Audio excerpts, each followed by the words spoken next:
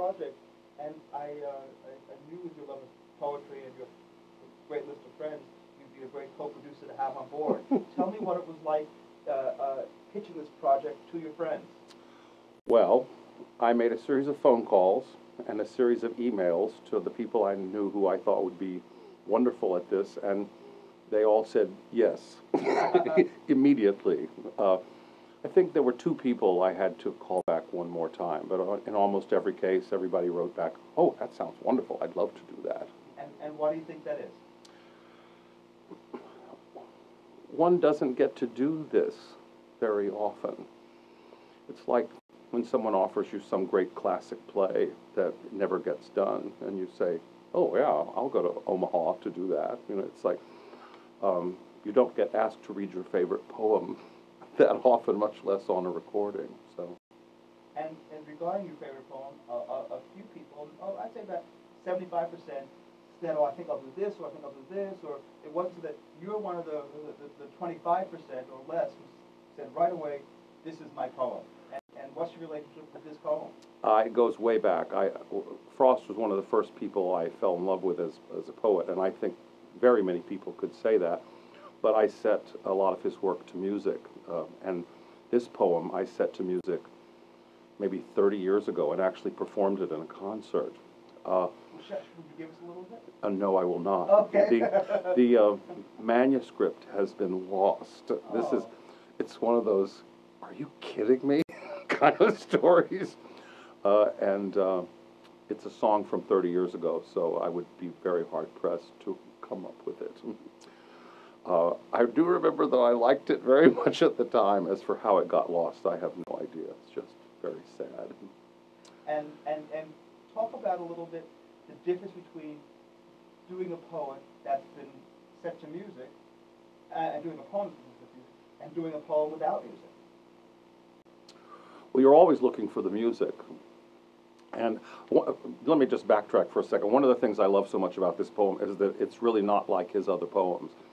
It's like his other poems in its structure. He uses a structure that's rather recognizable.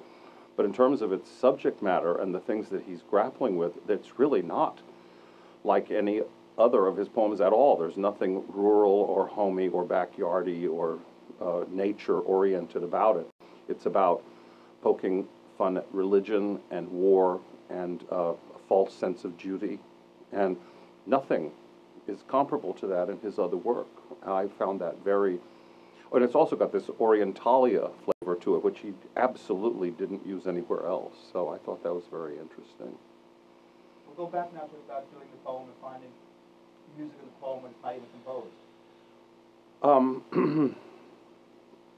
My approach to a poem, as my approach to a role is to just start it as a blank canvas and just start looking at it and pulling it apart and doing repetitions until I start to see what I interpret the intention of the author to be. And it begins to break itself down. We talked about, as we were recording this, we talked about stanzas in it.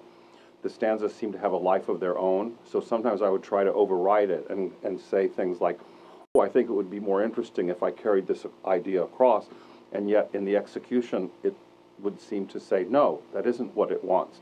And it, as you work with it and make it malleable, it tells you things about your own process, theoretically.